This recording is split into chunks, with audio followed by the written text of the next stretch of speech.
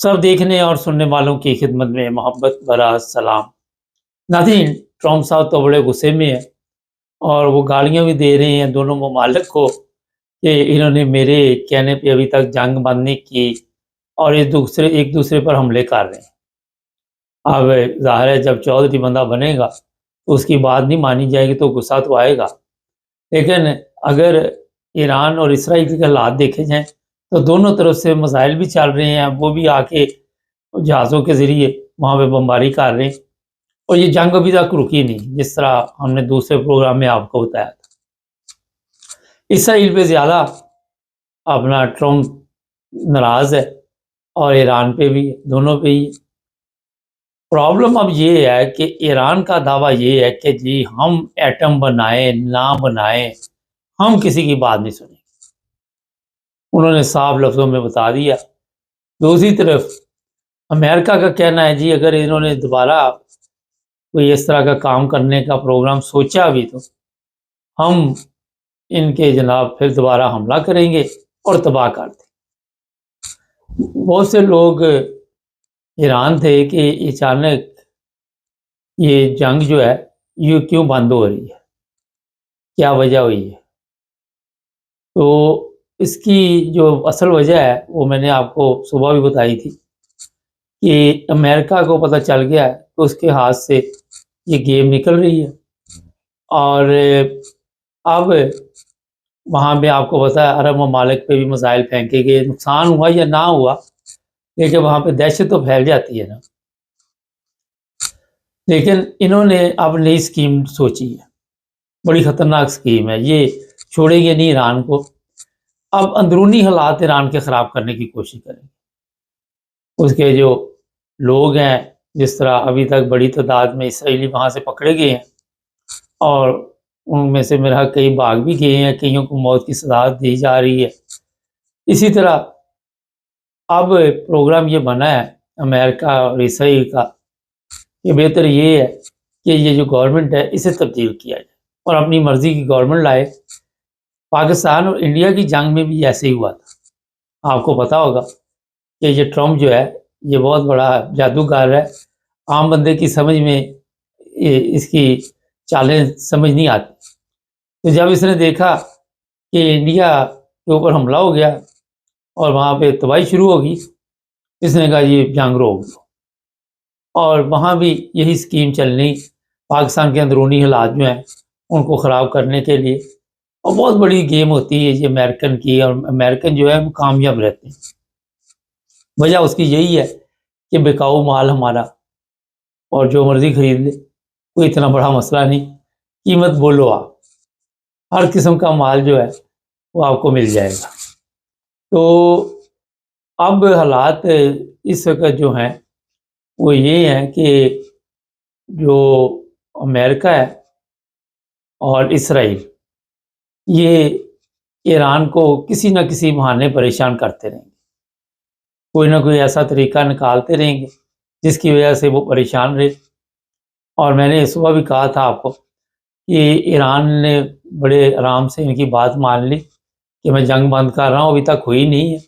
लेकिन यहाँ पे ईरान को अपनी शर्तें रखनी चाहिए थी और बताना चाहिए था कि ये जो मेरे ऊपर पाबंदियाँ लगी हुई हैं ये ख़त्म करो, फ़लस्तीन का मसला हल करो और अमेरिका यहाँ से अपने अड्डे लेके गायब हो जाए, अपने मुल्क में जाए।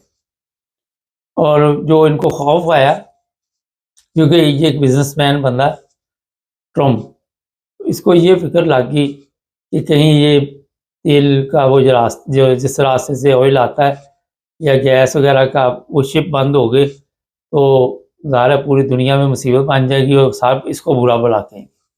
सब इस पे लान तान डाले गए, अमेरिकन भी और दूसरे तीसरे यूरोपियन भी। इसी वजह से अब जनाब अपनी जान बचाने के लिए ये सारी गेम डाली। ये बढ़ के चढ़ के ये सब मिट्टी में मिल गई, खाक में मिल गई। वजह ये है कि जब आप दुनिया के साथ जुल्म करते हैं, आते ही देख ले 4-5 माह में इसने मुख्तलिफ तरीक़ों के साथ कभी यूरोप को परेशान करना शुरू किया, कभी ईरान, इराक, ये इसराइल, कभी पाकिस्तान, इंडिया, कोई ना कोई ड्रामा चलता ही रहेगा। इसको कोई फ़र्क नहीं पड़ता। 1500 लोग वहाँ पे मर गए ईरान में, कई जख्मी, हज़ारों लोग बेघर हो गए।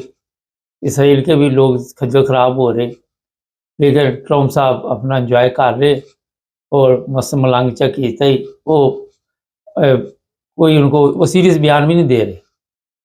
मजाक, गालियाँ, उनकी नज़र में किसी इंसान की कोई वैल्यू नहीं, उनके लिए कोई फ़र्क नहीं पड़ता, लोगों के घर तबाह हो गए।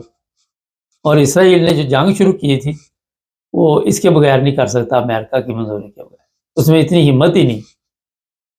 अब एक साहब ने कहा जी आपने गिरफ्तारी के आर्डर जारी कराए हैं इस वज़ीर आज़म जो इसराइल के हैं, सारे ये जो इंटरनेशनल क्राइम कोर्ट है वहाँ से, क्रिमिनल कोर्ट जो है वहाँ से ये आर्डर जारी हुए है।